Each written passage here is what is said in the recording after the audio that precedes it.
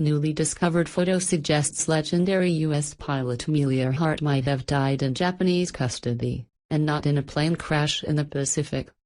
If true, it would solve one of aviation history's biggest mysteries. Earhart vanished during a 1937 flight over the Pacific, and her mystery disappearance has been a breeding ground for speculation ever since. A photograph from the 1930s shows a figure that could be her, taken on the then Japanese Marshall Islands. Yet as the latest clue is no more than a clue, it will likely only add to the confusion rather than solve it. The new material presented as fresh evidence for an old theory is a black-and-white photograph found in the vaults of the U.S. National Archives. It shows a group of people standing on a dock.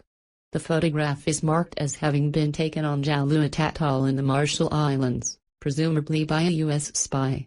The link might seem thin though to the legendary pilot who 5 years before her disappearance had risen to fame as the first woman to fly solo across the Atlantic. The claim is that one seated person with her back to the camera could be Earhart, while another figure on the far left in the photo is said to be Fred Noonan, her navigator on that last flight.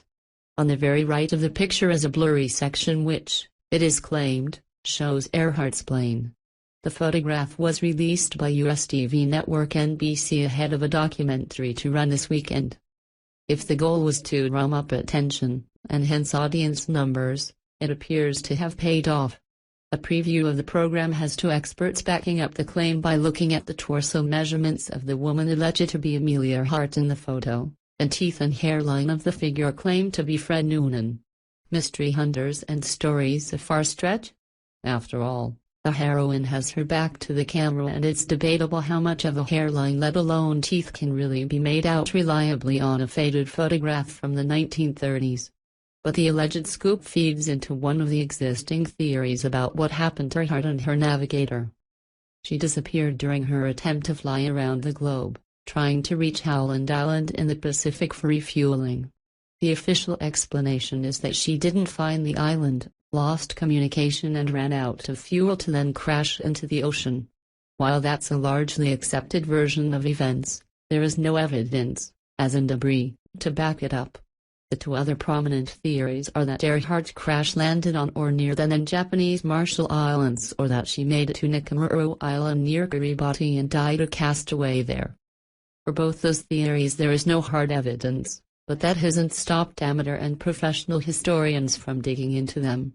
Parts of a skeleton found on Nakamura in 1940 were initially thought to have been hers, but doctors at the time decided it was of a male body. There's also a makeup box from the 1930s said to have been found on the tiny atoll. The conclusion, however, drawn by the NBC documentary based on the new Marshall Islands picture is that Earhart was taken by the Japanese, later interned and eventually died a prisoner of war.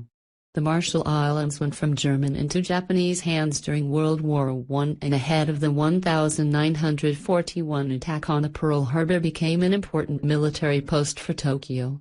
NBC admits that Japanese archives have no records of her as a prisoner, but with many documents from these archives known to have been lost, this does not necessarily prove the story wrong. At the same time, the discovery of a single photograph that may or may not show the two lost pilots is likely to add to the mystery rather than solve it.